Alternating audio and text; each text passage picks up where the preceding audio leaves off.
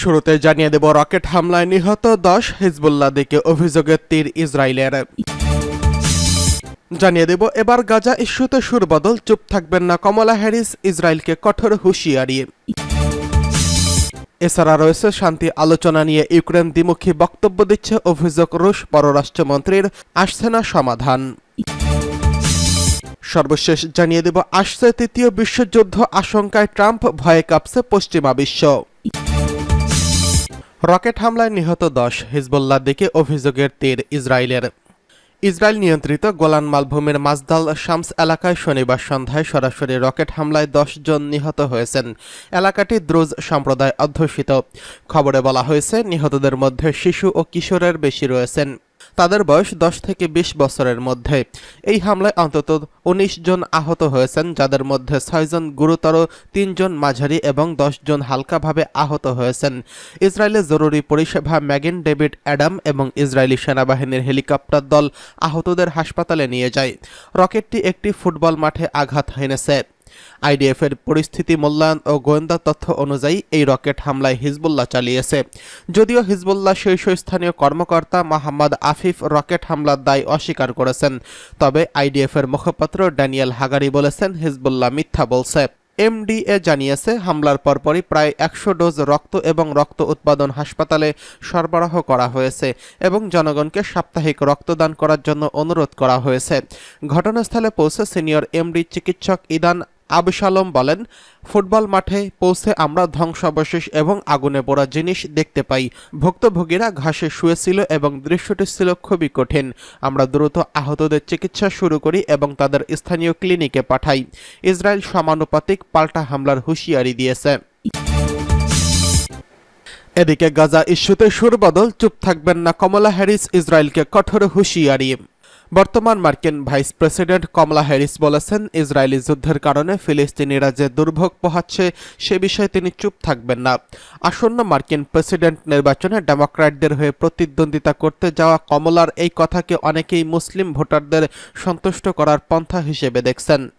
যদিও মার্কিন অধিকার কর্মীরা বলেছেন কমলার কাছ থেকে শুধু সহানুভূতিমূলক কথা শুনতে চান না, তারা চান নির্দিষ্ট প্রতিশ্রুতি। কমলা হ্যারিস বৃহস্পতিবার ইসরায়েলের প্রধানমন্ত্রী বেঞ্জামিন নেতানিয়াহুর সঙ্গে সাক্ষাৎ করেছেন। এরপর তিনি টেলিভিশন ভাষণে বলেছেন, আমি প্রধানমন্ত্রীর কাছে গাজায় অনেক নিরপরাধ বেসামরিক লোকের মৃত্যুসহ মানবিক দুর্ভোগের মাত্রা নিয়ে গুরুতর উদ্বেগ প্রকাশ করেছি। এই যুদ্ধকে তিনি বিপর্যয়কর বলেও আখ্যা দিয়েছেন। কমলা আরও বলেন, মৃত শিশু এবং মরিয়া ক্ষুধার্ত মানুষের সুরক্ষার জন্য পালিয়ে যাওয়া চিত্র আমরা মেনে নিতে পারি না। তাদের অনেকবার এবং বহুবারই বাস্তুচ্যুত করা হয়েছে। আমরা এই ট্র্যাজেডিগুলোর মুখোমুখি হতে পারি না। আমরা নিজেদের কষ্টের কাছে অসাড় হতে দিতে পারি না। আমি চুপ থাকব না।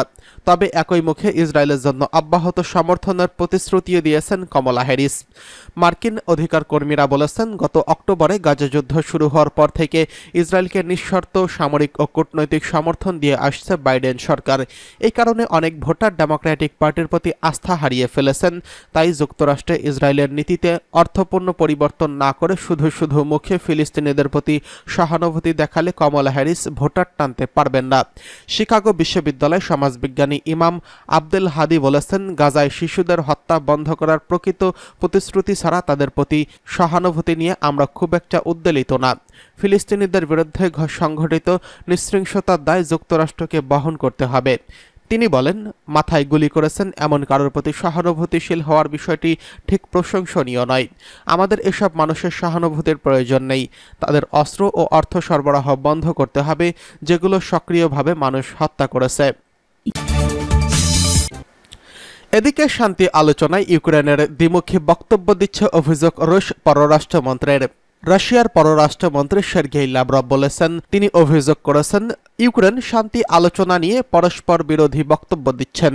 শনিবার লাওসের রাজধানী ভিয়েতনামে এক সংবাদ সম্মেলনে তিনি এই অভিযোগ করেছেন। তিনি জানান, এসব কথায় কান দিতে চান না তিনি।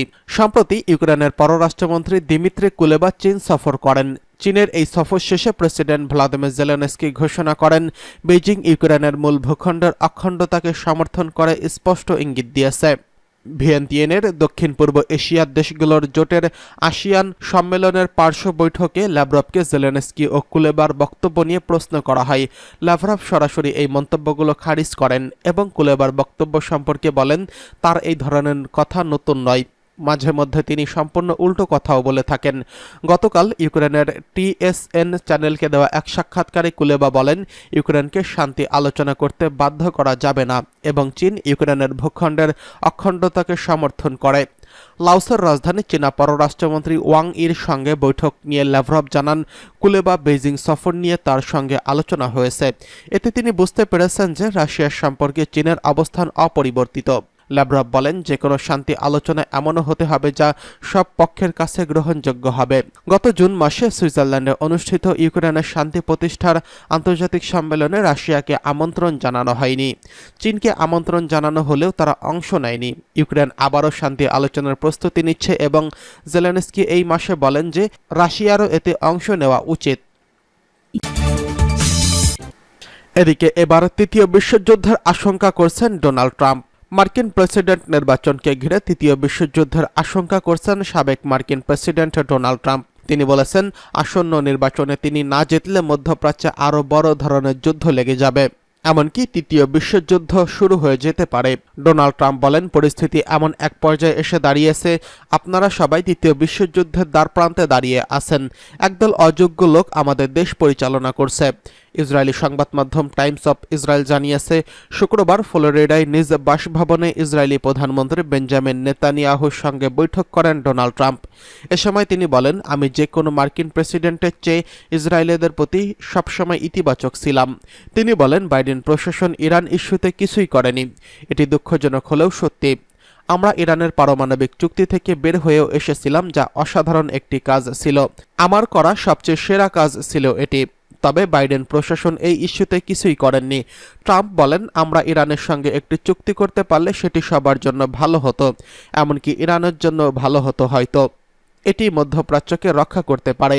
এ সময় তিনি কমলা হ্যারিসকে বাইডেনের চেয়েও খারাপ বলে সমালোচনা করেন। সাবেক এই মার্কিন প্রেসিডেন্ট বলেন, তিনি নির্বাচিত না হলে মধ্যপ্রাচ্যকে কেন্দ্র করে তৃতীয় বিশ্বযুদ্ধ শুরু হয়ে যাবে। ট্রাম্প বলেন, আমরা যদি জিতি তাহলে বিষয়টি খুব সহজ হবে, কিন্তু আমরা যদি না জিতি তাহলে আপনারা মধ্যপ্রাচ্যে একটি বড় ধরনের যুদ্ধে জড়িয়ে পড়বেন, এমনকি এটি তৃতীয় বিশ্বযুদ্ধও শুরু হতে পারে।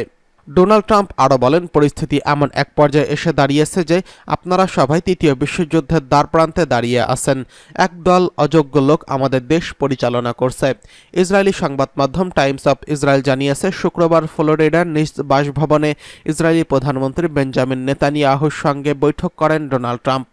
এ সময় তিনি বলেন, আমি যে কোনো মার্কিন প্রেসিডেন্টের চেয়ে ইসরায়েলের প্রতি সবসময় ইতিবাচক ছিলাম।